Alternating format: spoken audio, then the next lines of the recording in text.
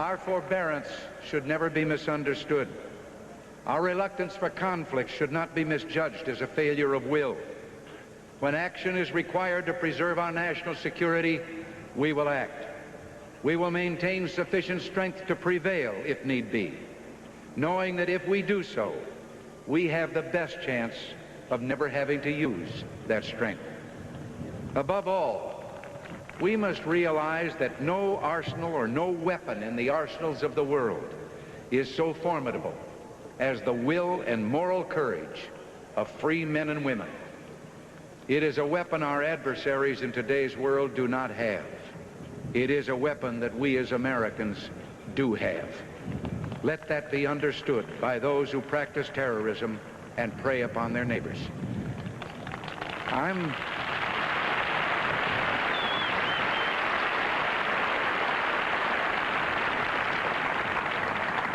told that tens of thousands of prayer meetings are being held on this day. And for that, I'm deeply grateful. We are a nation under God, and I believe God intended for us to be free. It would be fitting and good, I think, if on each inaugural day in future years, it should be declared a day of prayer. This is the first time in our history that this ceremony has been held, as you've been told, on this west front of the Capitol. Standing here, one faces a magnificent vista opening up on this city's special beauty and history. At the end of this open mall are those shrines to the giants on whose shoulders we stand. Directly in front of me, the monument to a monumental man, George Washington, father of our country, a man of humility who came to greatness reluctantly. He led America out of revolutionary victory into infant nationhood.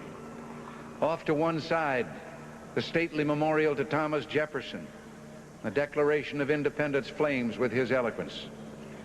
And then beyond the reflecting pool, the dignified columns of the Lincoln Memorial. Whoever would understand in his heart the meaning of America will find it in the life of Abraham Lincoln. Beyond those monuments to heroism is the Potomac River, and on the far shore, the sloping hills of Arlington National Cemetery with its row upon row of simple white markers bearing crosses or stars of David. They add up to only a tiny fraction of the price that has been paid for our freedom. Each one of those markers is a monument to the kind of hero I spoke of earlier. Their lives ended in places called Belleau Wood, the Argonne, Omaha Beach, Salerno, and halfway around the world on Guadalcanal, Tarawa, Pork Chop Hill, the Chosin Reservoir, and in 100 rice paddies and jungles of a place called Vietnam.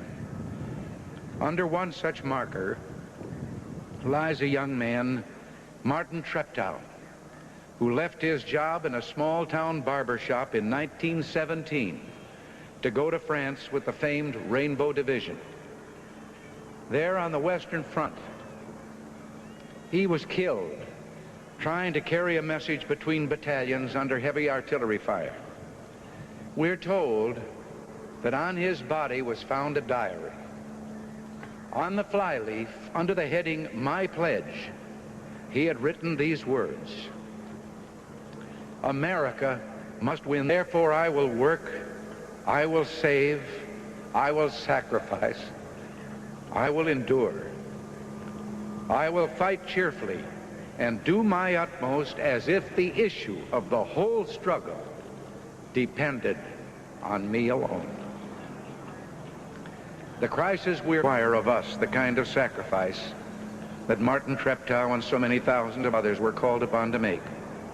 It does require, however, our best effort and our willingness to believe in ourselves and to believe in our capacity to perform great deeds, to believe that together, with God's help, we can and will resolve the problems which now confront us.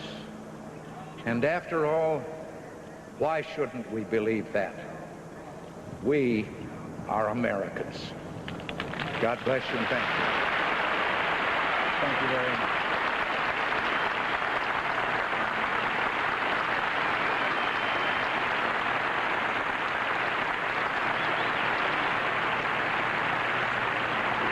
The inaugural address of Ronald Reagan. At 69, to be 70 early next month. The oldest man ever inaugurated as president. Certainly one whose appearance would defy that description. Native of Tampico, Illinois, graduate of a Eureka College, sportscaster, actor, captain in the U.S. Air Force, in domestic service, president of a union. Walter, according to our CBS News sources at Tehran Airport, one of the two Algerian jetliners is taxiing, or was just a few moments ago. And the drama on the runway of the Tehran Airport continues as the long agony for the brave 52 has continued throughout this morning. Now, as best we can make it out, here is where the situation with the American hostages stands at this moment.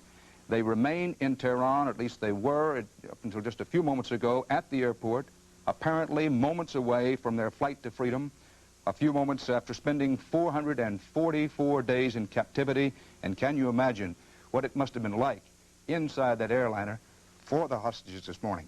The Algerian plane that is to take them to freedom is said to be on the runway at the airport. It has been there for some time. The 52 hostages are reported aboard. The plane is reported to have been taxiing on the runway, preparing for takeoff. One of the two planes, the other airplane on the runway, but not taxiing. That's according to the Reuters news agency and our own CBS contact at the airport. Walter? Thank you, Dan. We're waiting now for President Reagan to come out of another one of those holding rooms, and my information was signing a couple of papers, but maybe that's not so. He is now at the reception in the Capitol Rotunda. He was receiving some of his friends who were on the platform with him. Bob Schieffer, I'm in the Capitol Rotunda. We just talked to Richard Allen, the National Security Council head, who made a couple of phone calls just moments ago, told us that the first plane with the hostages aboard took off at 12:33 Eastern Standard Time. The second plane was due to follow 5 minutes later, which would mean that it is in the air just about now for Algiers.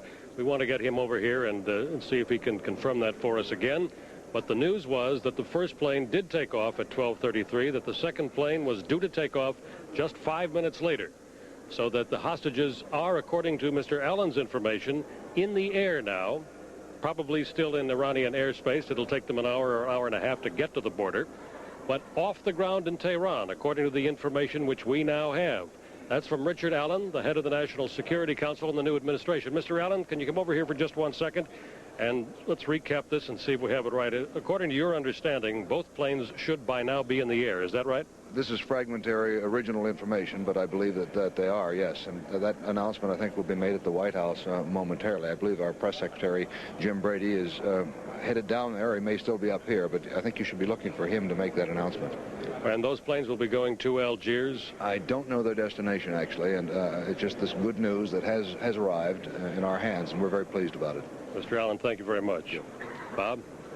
Well, Bill, that, of course, is the information that the Pars News Agency was reporting just a moment ago before you reported on that. Dan Rather is in New York with more on the story, and we want to go to Dan now. Dan? Bob, good news continues to mount from Tehran. It looks like that they may be up. No official confirmation from the Iranian government or from the U.S. government. But our CBS News contact at the airport in Tehran, who has been accurate for the most part over the past several days, says now that 3 aircraft have left the airport in Tehran, including the 2 Algerian jetliners that were there to take the hostages away. No information on what that 3rd aircraft could possibly be.